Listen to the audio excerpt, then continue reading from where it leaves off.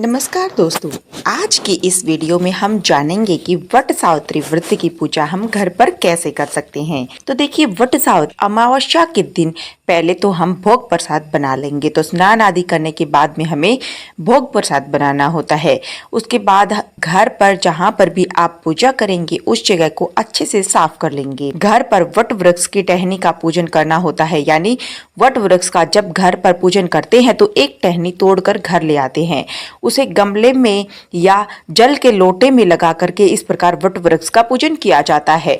जब भी आप टहनी लेकर आए तो टहनी पर फल जरूर लगा होना चाहिए और कोपल जरूर होनी चाहिए। अब पूजा जब हम शुरू करेंगे तो पहले वट वृक्ष का एक पत्ता अपने बालों में जरूर लगाएं। गहने के रूप में यह पहनना अनिवार्य होता है। वट वृक्ष की जो टहनी है उसको मैंने गमले में लगा लिया है। अब हम पूजा शुरू करेंगे तो सबसे पहले हम जल सींच देंगे। जल सींचने के बाद में हमें गौर गणेश की स्थापना करनी होती है। तो गमले से ही हम थोड़ी सी मिट्टी ले लेंगे। मिट्टी से गोल आकार में या फिर पिंड आकार में इस तरह गणेश जी और गोरा माता की स्थापना कर लेंगे। एक पत्ते पर हम गणेश जी और गोरा माता को विराजमान कर देंगे। तो वट वृक्ष के पत्ते पर हमें गणेश जी और गोरा माता को विराजमान करना है। इसके बाद मिट्टी का एक घड़ा हम ले लेंगे। घड़े के कंठ पर मोली बांध देंगे, स्वास्तिक बना देंगे, घड़े को जल से भर देंगे और अब इस घड़े में फूल, चावल, गेहूं, एक सिक्का और हल्दी, ये 5 चीजें जो पूजा में हमने लिया है ना, 5 चीजें, वो 5 चीजें हम इसमें डाल देंगे। उसके बाद हम आम के पत्ते रखेंगे और एक बर्तन में गेहूं भर के ढक्कन में उसके ऊपर रख देंगे। इस पर थोड़े से गेहूं के दाने रखकर उसके ऊपर से हमें ये कलश स्थापित करना होता है।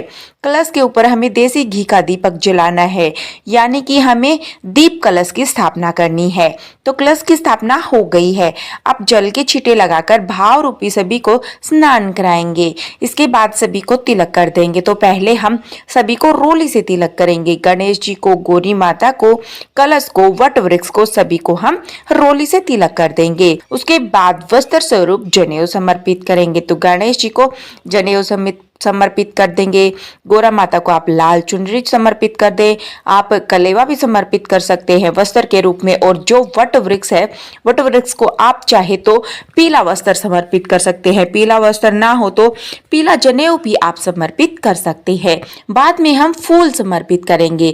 तो जो भी फूल आपको मिल जाए आप वो फूल इनको समर्पित करें। अक्षत यानी चावल समर्पित करेंगे। और पूजा में जब भी चावल समर्पित करते हैं तो ध्यान रखिए कि चावल साबुत होने चाहिए। उसके बाद हमें माता सावित्री के लिए एक लाल, पीले या हरे किसी भी शुभ कलर की एक साड़ी समर्पित करनी होती है। साड़ी, सूट, ब्लाउज का पीस आपकी जो इच्छा वो आप ले सकते हैं। उसके ऊपर हमें श्रृंगार का सामान रखना होता है। तो देखिए, हो सके तो आप 16 श्रृंगार रखें। 16 श्रृंगार ना बन पाए तो जितनी भी श्रृंगार की चीजें आपसे बन पड़ती है उतनी आप जरूर चढ़ाएं। तो कपड़ा कोई भी, साड़ी, सूट या ब्लाउज कोई भी आप ले सकते हैं और उसके ऊपर श्रृंगार का सामान हमें समर्पित करना है। उसके बाद हमें भोग समर्पित करना है। तो भोग के लिए कोई भी ऋतु फल आप ले सकते हैं। जो भी ऋतु फल जो आपके पास अवेलेबल हो वह आप समर्पित कर देंगे। इसके साथ ही वट सावित्री व्रत में गुड़ और आटे के गुलगुले या बरगद बनाए जाते हैं। तो गुड़ आटे की मिठाई आप समर्पित कर दीजिए। भीगे हुए काले चने समर्पित किए जाते हैं। रात को ही आप काले चने भिगो दीजिए, क्योंकि इस पूजा में काले चने का बहुत ज्यादा महत्व होता है। पास मिठाई नहीं बनाई है आपने तो कोई बात नहीं, आप बतासा भी समर्पित कर सकते हैं। यह समर्पित करने के बाद में हम दक्षिणा समर्पित करेंगे। और देखिए, वट सावित्री अमावस्या पर पंखे का दान बहुत शुभ माना जाता है। तो बांस का जो पंखा होता है वह आपको समर्पित करना होता है। पहले हम वट वृक्ष को हवा करेंगे, उसके बाद पंखा यहीं पर हम समर्पित कर देंगे। हमें कथा सुननी है तो 1 लोटा जल ले लेंगे। अपने हाथ में थोड़े से चने या फिर गेहूं के दाने लेकर के हम वट सावित्री व्रत की कथा सुनेंगे। वट सावित्री पूजन में सावित्री माता की कथा सुनी जाती है। कथा का वीडियो मैं आपको अपने चैनल पे फिर से दे दूंगी। अगर यहाँ मैं सुनाने लग जाऊंगी तो वीडियो काफी लंबी हो जाएगी, तो आप वहां पर जाके देख लीजिएगा। फिर प्रेम पूर्वक कथा सुनने के बाद में जो हमने हाथ में गेहूं या चने के दाने लिए हैं वह हम वट वृक्ष को, गोरा माता को और गणेश जी को समर्पित कर देंगे।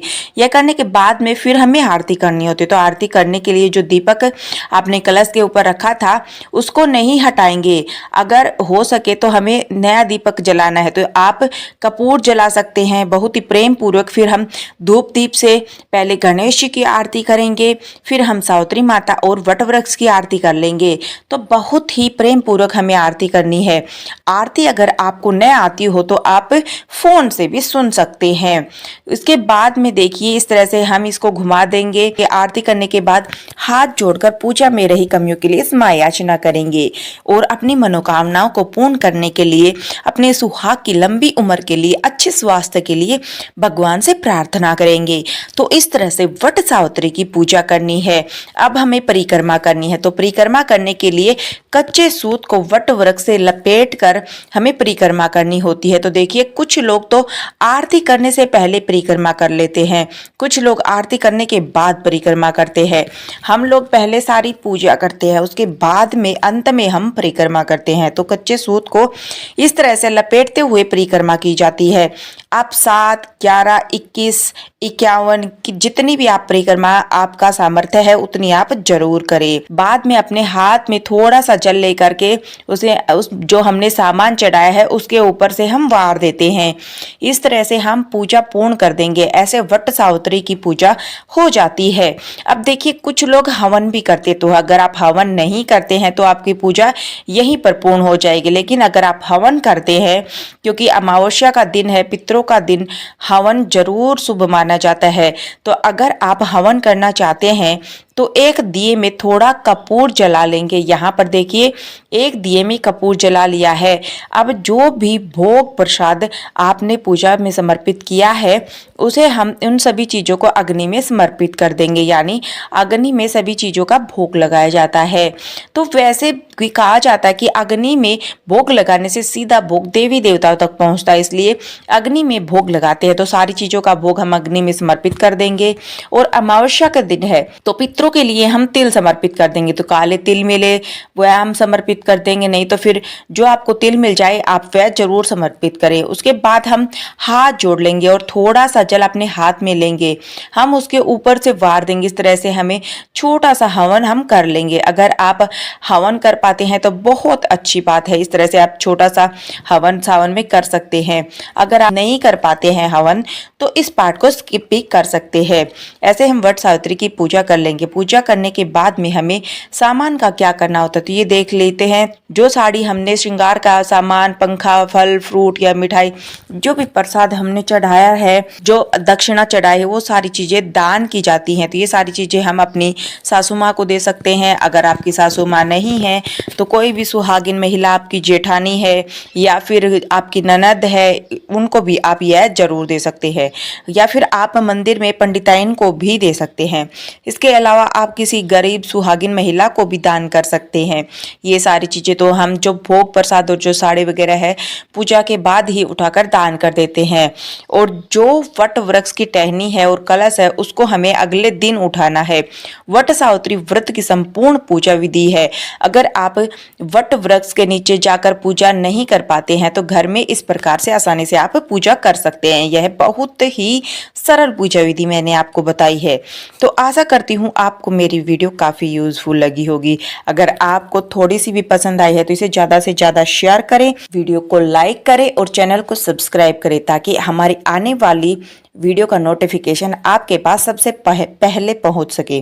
तो दोस्तों मिलते हैं एक और नई वीडियो के साथ। तब तक के लिए नमस्कार दोस्तों।